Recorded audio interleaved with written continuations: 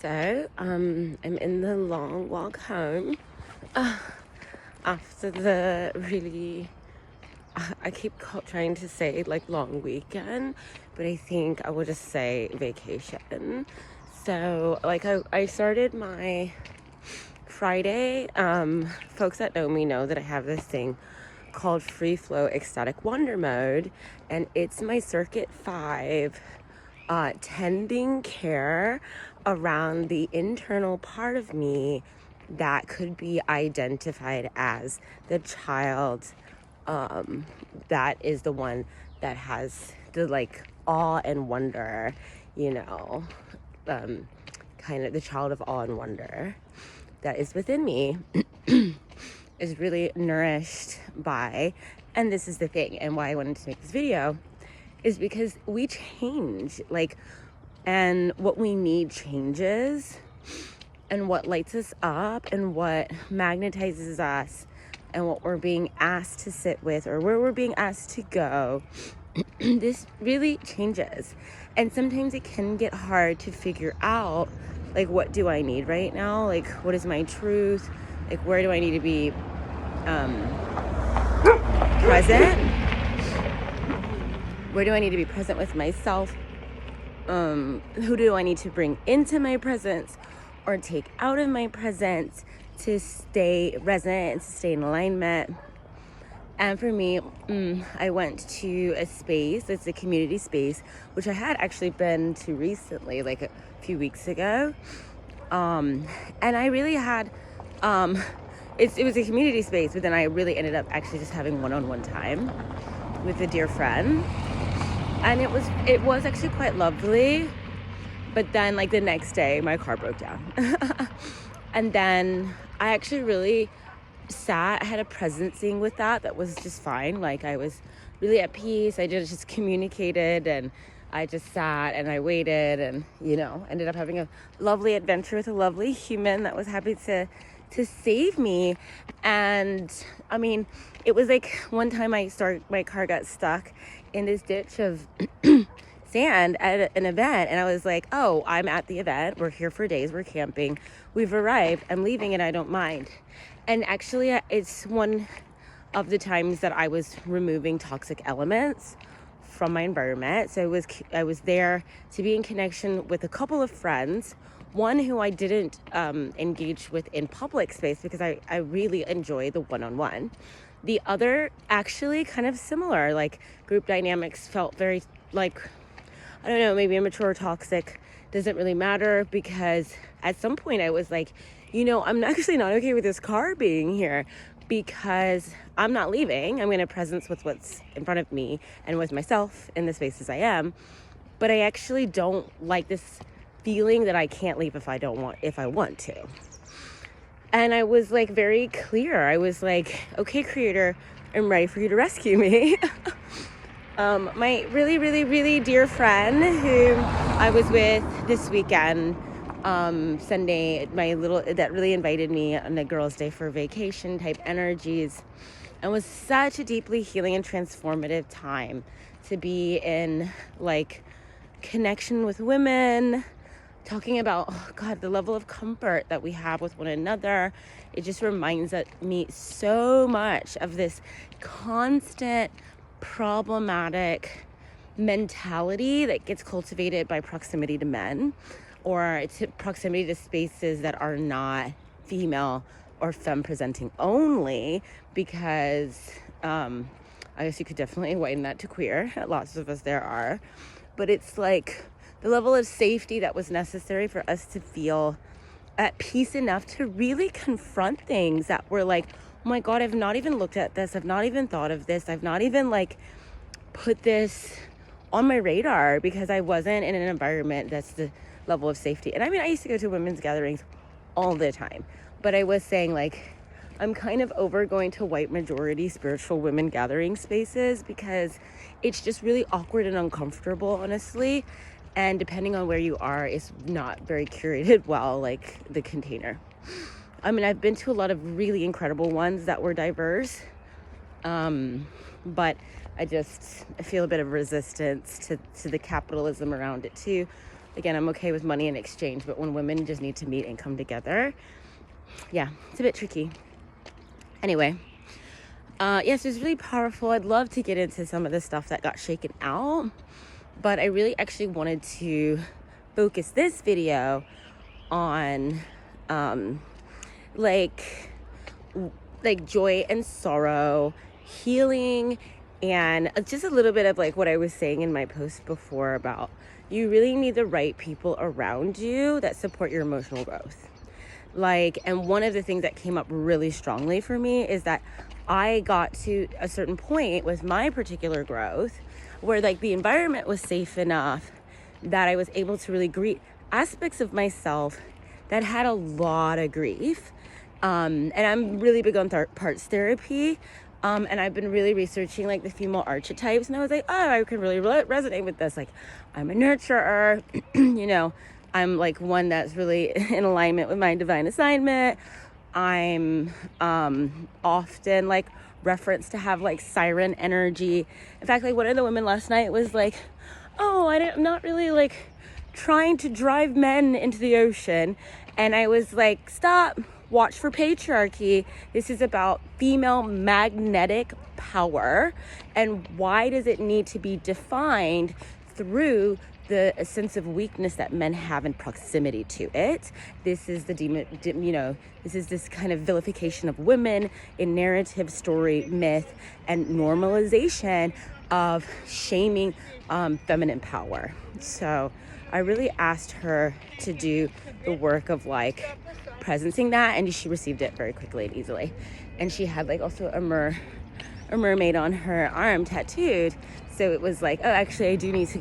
And she had you know, magnetism and personal power, and it was like, yeah, actually good reminder to like be with the versions of the self, the archetypes.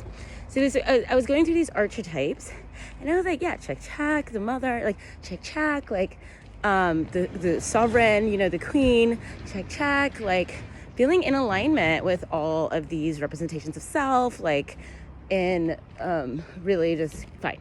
And then, oh my God, I came to the Damsel, and it really like for me felt like, oh my God, this is the one.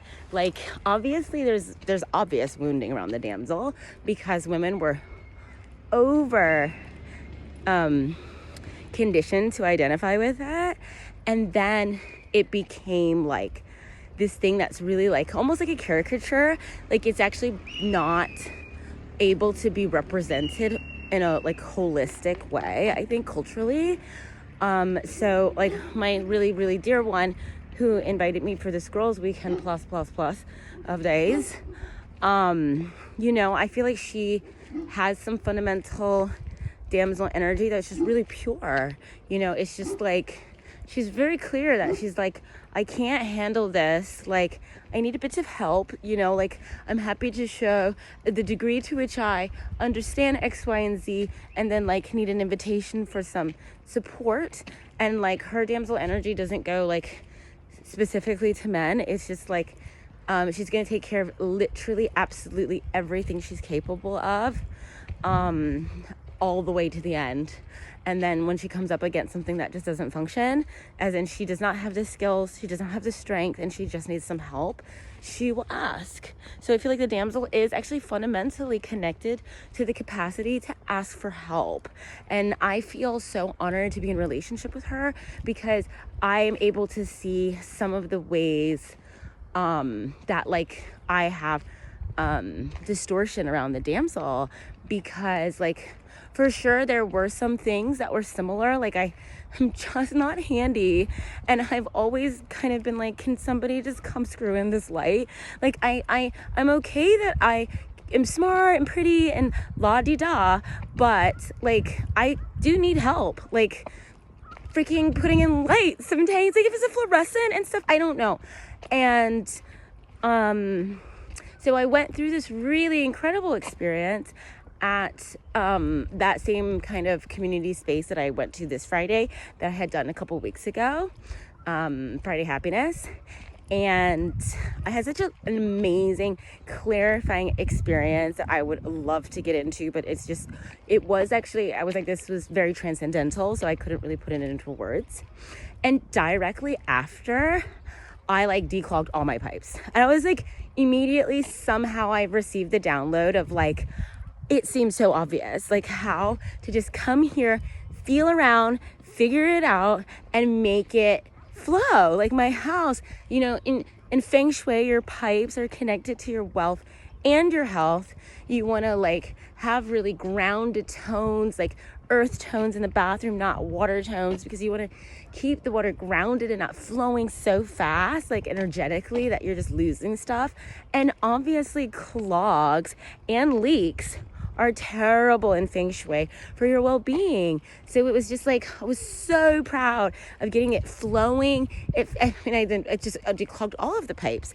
And I just felt like, because this last phase of my life, I had to deal with an incredible amount of damage to the Damsel archetype, which is an archetype in my personal lived experience is not one that I have gotten a chance to live into. Like I was extremely resistant to it growing up. I felt like I was raised by an empowered, single mom, and I was raised being aware of patriarchy.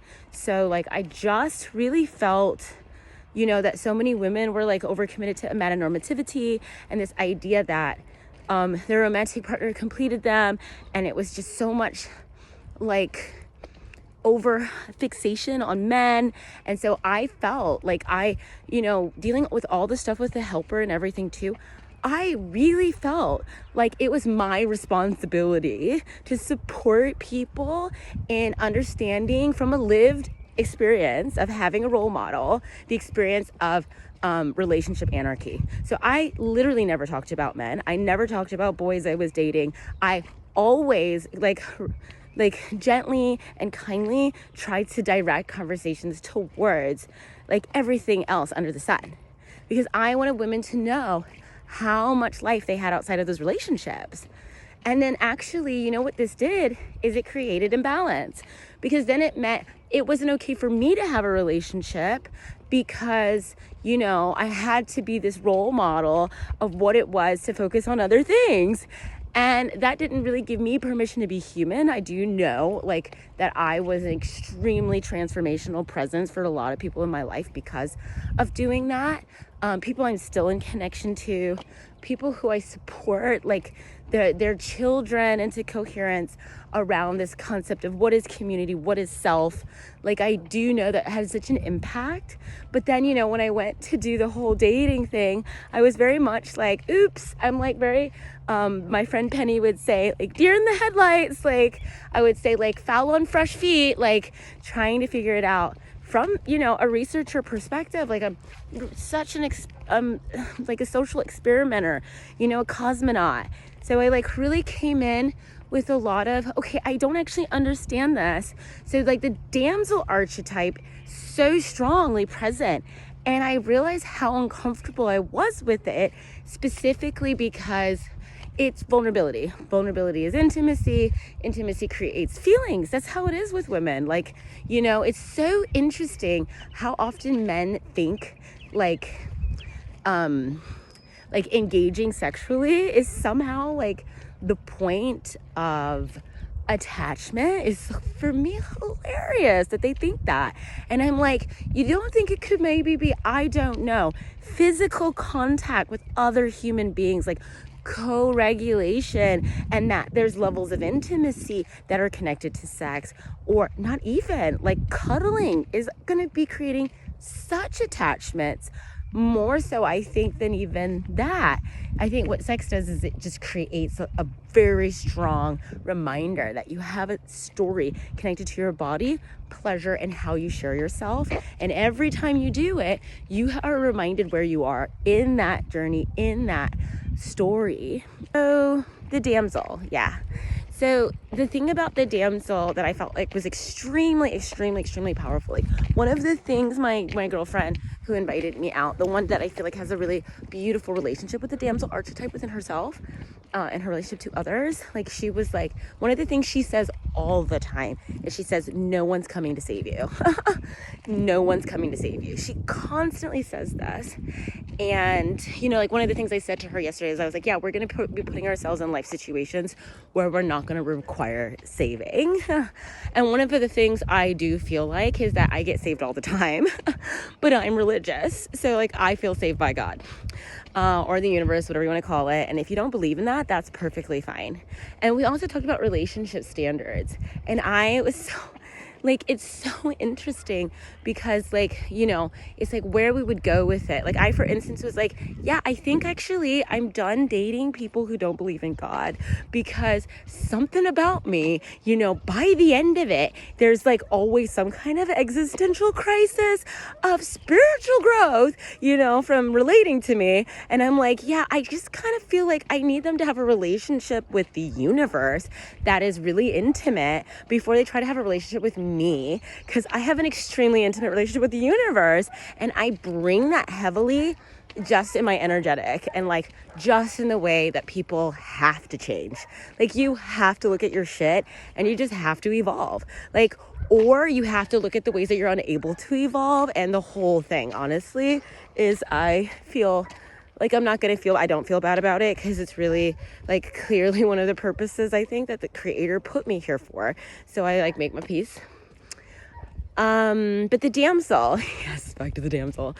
Yeah, so like I had so much incredible like trauma release and like healing around like recognizing the internal narrative between like that which I identify as being hyper productive and functional version of my internal part, which is really like running the show most of the time, if we're being honest, and what the relationship is to this like child of wonder and awe and damsel energy. And I was like, I feel kind of battered, you know. There are aspects of myself that feel really battered by other aspects of myself, because, you know, the internal narrative was basically like, why are you over this? Like, why aren't we completely on another chapter? Like, it reminded me again of tarot and how they say sword energy, when it comes up problematic, it's often an invitation to take really gentle care of the mind and help it along to slowly adopt what you already understand intuitively, like what you already understand on different levels of the consciousness or self or being. And I just felt like, speaking of tarot, I really felt like this vacation was like wands energy. And I was like, I'm so excited, because it doesn't really matter where you get it, but I know that when I get it on the level of my solar plexus, that is my personal power center. So I was like, oh my God, I just know any kind of lingering siphoning or depletion based energetics around my abundance frequency is fully sealed. Like, it's just like so important to like be gentle with, honor and acknowledge cycles of grief. Like, you are gonna just be healing and letting go and healing and letting go, God knows how many times. And there needs to be a certain level of just patience, presence, peace, like gentleness. And I was like, yeah, because we were like, ultimately, what do you want to create out of reality? And like, we were getting into it, like not just our business ideas, but also like, and I was like, I really want to be as gentle with myself as I can possibly be in my quest to create peace. So I was just like, this was so important for me to feel into and acknowledge like how mean I felt like I was being by being like, why aren't you over this yet? And like how much more I loved the version of myself that came out and said, honey, take your time, you know. And I had such a release, so much emotions just come completely flowing out.